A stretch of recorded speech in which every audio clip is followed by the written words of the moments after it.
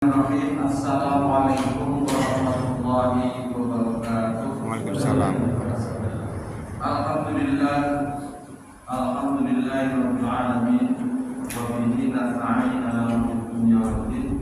Asyhadu an la ilaha illallah wahdahu la syarika lah wa asyhadu anna Muhammadan abduhu wa rasuluhu la nabiyya ba'dah. Allahumma shalli ala sayyidina Muhammad wa ala alihi wa sahbihi ajma'in, amma ba'du. Alhamdulillah, Bapak saudara-saudara sekalian, Allah masih memberi kesempatan kepada kita untuk melanjutkan kembali thalabul ilmi kita, yaitu mempelajari hadis Rasulullah SAW yang berkaitan dengan syariat-syariat yang dibawa oleh Rasulullah SAW, yang sangat ini menjadi tuntunan kita untuk menjadi orang yang berbahagia, orang yang sukses di yaumul qiyamah nanti. Orang yang sukses yang sering saya sampaikan adalah orang yang sukses nanti di yaumul qiyamah. Apakah dia itu sengsara atau bahagia, itu nanti di yaumul qiyamah. Karena kalaulah kita di dunia ini bahagia, senang, itu juga sementara. Kalaulah susah, sengsara, juga sementara. Yang sungguh-sungguh yang menjadi hakikat kebahagiaan itu nanti di yaumil qiyamah. Maka Bapak dan Saudara, doa kita setiap saat kita panjatkan kepada Allah Subhanahu wa taala, Rabbana atina fid dunya hasanah wa fil akhirati hasanah wa qina adzabannar. Ini adalah doa kita yang sering dipanjatkan kepada Allah Subhanahu wa taala agar supaya di dunia juga sukses, di akhirat juga sukses. Bapak dan Saudara sekalian yang dirahmati Allah Subhanahu wa taala, mari kita lanjutkan kembali hadis Rasulullah SAW yang ditulis oleh Imam Nawawi, yaitu hadis yang ke-6. Kemarin kita sudah membahas mengenai sanad hadis, yaitu dari Abdullah An-Nu'man bin Bashir, seorang sahabat Rasulullah SAW yang ketika mendengar hadis yang disampaikan Rasulullah SAW, ini beliau masih anak-anak, masih asbabus sahabat, masih sahabat yang umurnya masih di bawah 10 tahun, masih sekitar 9, karena Uman itu lahir ketika tahun pertama hijrah Rasulullah. Lalu Rasulullah SAW itu meninggal tahun 10 hijriah, itu kan umur 9 atau 10 tahun. Apa bisa akan didengar sabda Rasulullah SAW oleh Uman? Wallahu a'lam, tidak terprediksi apakah dia itu umur 5 tahun, 6 tahun, 7 tahun, misalnya.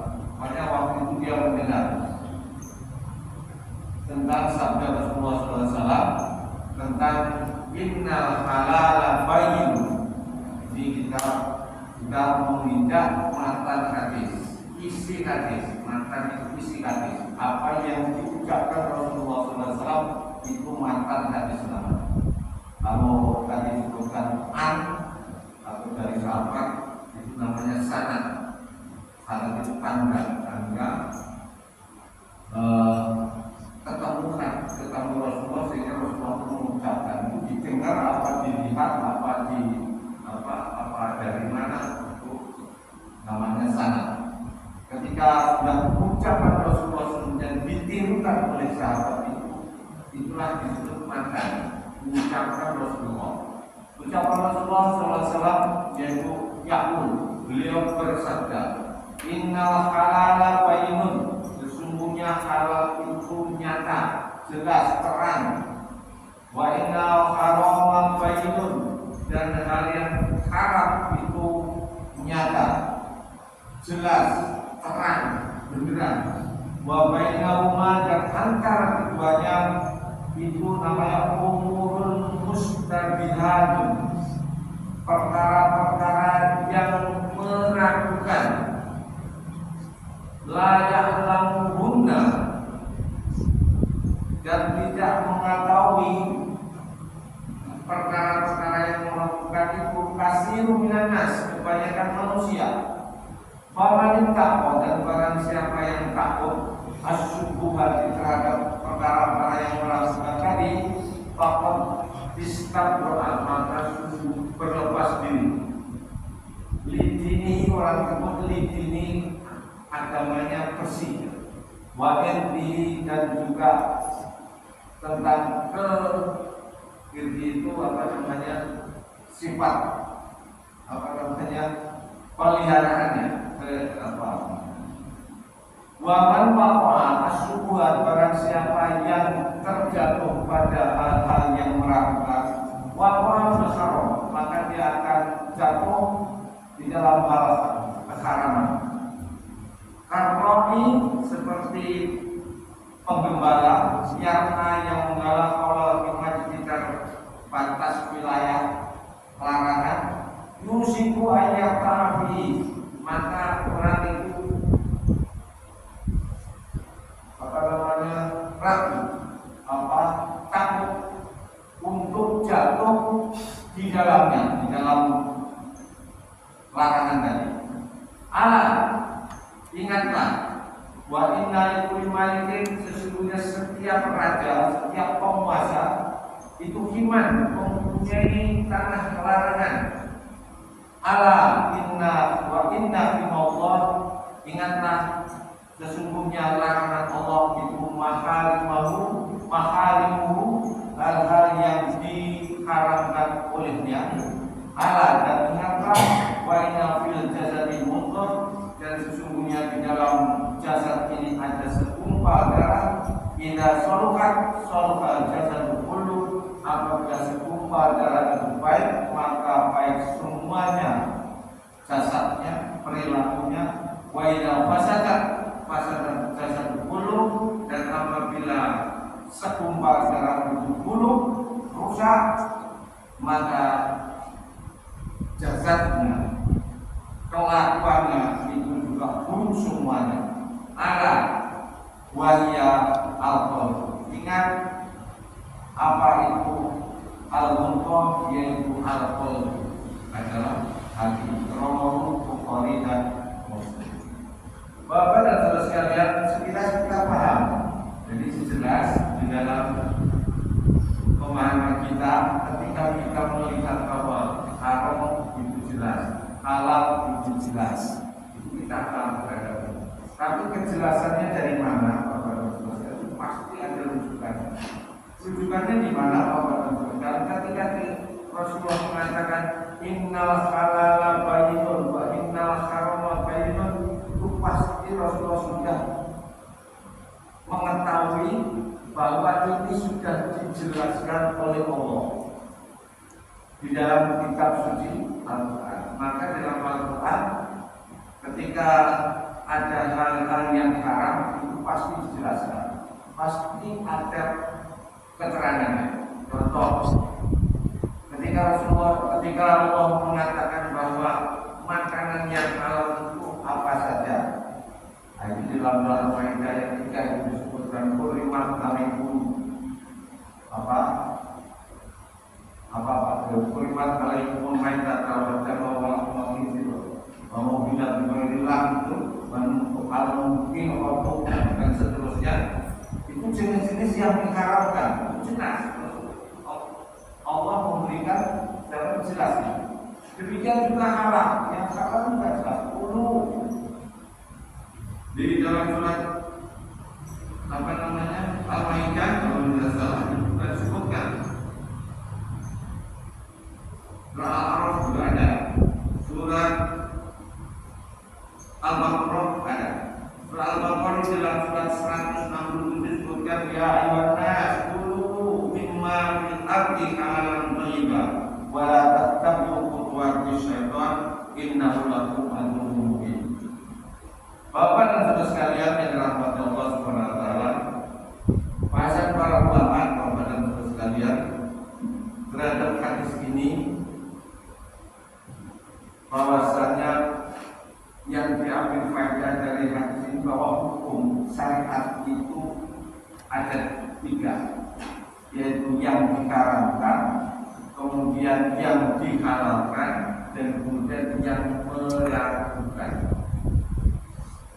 Apakah itu Pak?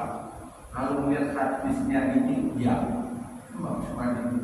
Tapi hadis itu cuma satu, tiga Pak. Jadi harus hadis lain. Ternyata di dalam buku ini juga ada.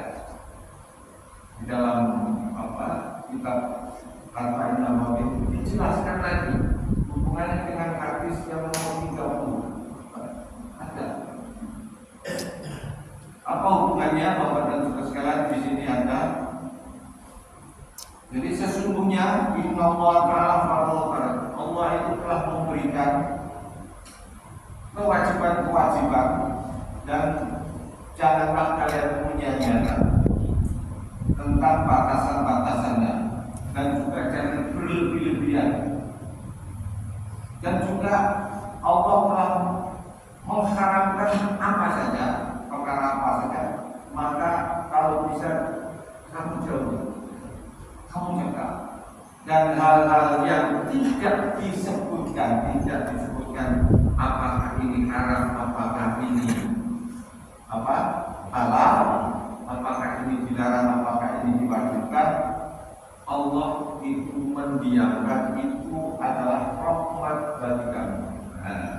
Maka dari dua hadis ini para ulama menggali.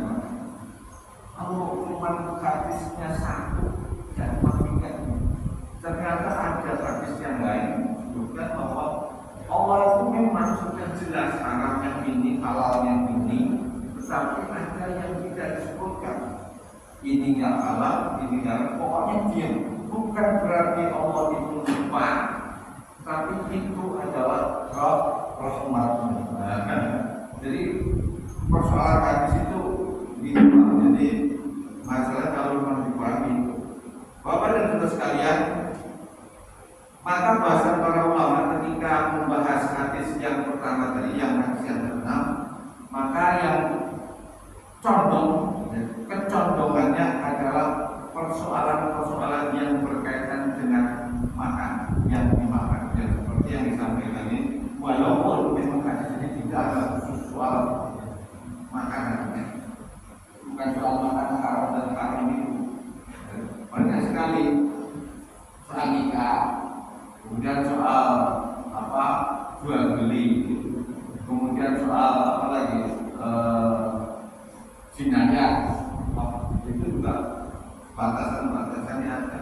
Tapi yang kecenderungan para ulama ketika membahas innal halala bayyinun wa innal harama bayyinun bainal mutasyabihat, itu biasanya kecenderungannya adalah hal-hal yang bersifat materi, bentuknya adalah makanan, apa yang dimakan.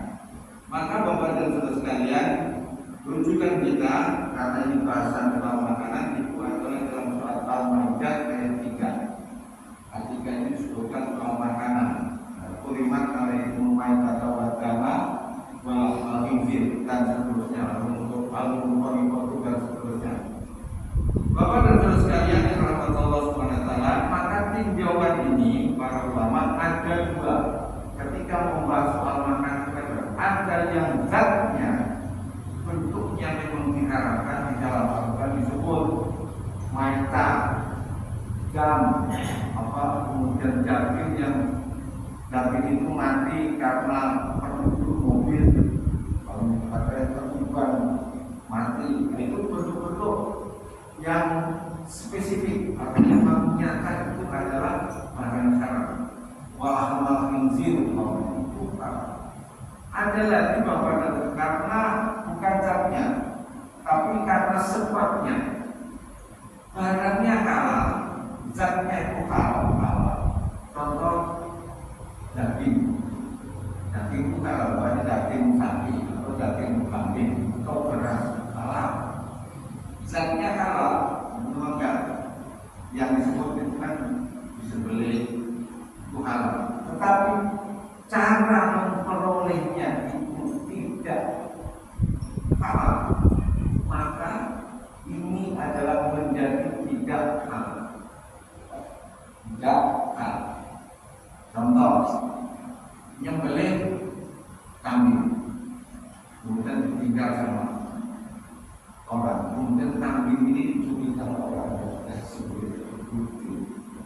Orang yang mencuri itu makan dagingnya, itu adalah daging curian berarti maka bentuknya Bapak dan Ibu sekalian, ketika kita membahas soal makanan ada dua, satu zatnya, kedua cara memperolehnya.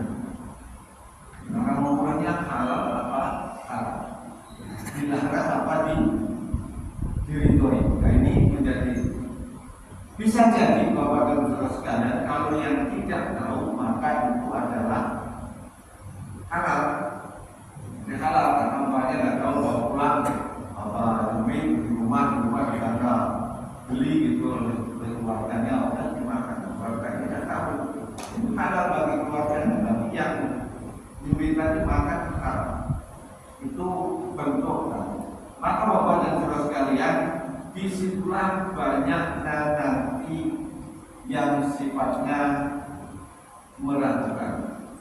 Maka al-halal bayyinun wal haram bayyinun, di antara duanya itu adalah mutasyabih, meragukan, itu hal-hal yang berbeda. Contoh yang meragukan, kita sebagai orang yang biasa belanja di pasar, daging kambing atau daging sapi itu halal. Ketika kita mau beli, maka terbetik ini nyembelihnya pakai nama Allah misalnya, yang nyembelih siapa ya? Ketika itu menjadi ragu Bapak dan Saudara sekalian, maka daging yang semestinya dari halal itu jatuh menjadi syubhat. Demikian juga yang haram juga demikian, yang itu juga sama. Ketika dia ragu ini halal, ini haram, halal. Nah ini menjadi barang-barang yang syubhat, meragukan. Bapak dan Saudara sekalian yang dirahmati Allah Subhanahu wa taala, ini saya tulis kenapa orang itu bisa ragu? Karena ada 3 kategori. Syubhat itu macamnya ada 3. Kenapa kita ragu? 1, karena dalam hadis disebut layak dalam guna kasih minan nas. Orang banyak orang yang tidak mengetahui tentang syubhat ini. Apa yang syubhat? 1, orang itu karena ragu karena dia kurang belajar, pengetahuannya kurang, bahasanya ngajinya kurang, kita bacanya kurang, tentang mengenal informasi yang salah yang sekarang itu kurang. Kalau kita insya Allah enggak, insya Allah sudah tahu jenis-jenis yang salah.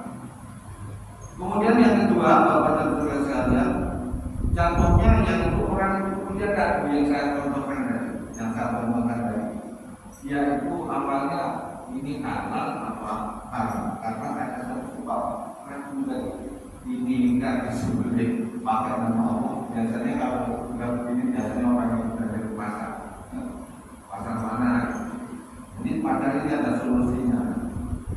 Kemudian yang ketiga, memang nggak tahu sama sekali, memang nggak dapat informasi sama sekali ini halal apa, yang ini halal apa haram itu nggak pernah dia belajar sama sekali. Jadi yang pertama itu adalah orang yang itu karena ragu, karena memang dia tidak mengetahui dan kemudian dia ragu yang tadi saya contohkan. Kemudian yang kedua itu antara halal dan haram dia ragu. Kemudian yang ketiga itu memang nggak tahu, orangnya itu memang nggak pernah belajar atau nggak pernah dapat informasi. Ini Bapak dan Saudara sekalian, ini disebutkan dalam surat Al-Maidah ayat 5 yang disebutkan tentang hal-hal yang menjadikan sesuatu ragu. Kemudian yang jelas sekarang ya Bapak dan Saudara sekalian, ini saya gambarkan aja karena ini saya tulis ya supaya informasinya jelas. halal jelas. Ini mengenai kecenderungan bahasan kita adalah halal. Dan ini haram.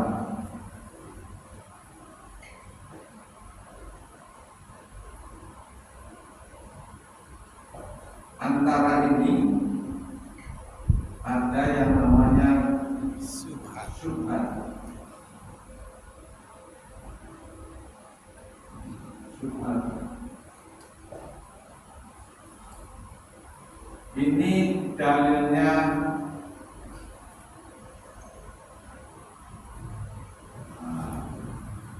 ini ada dalilnya semuanya, ada dalilnya. Nah ini belum ada dalil.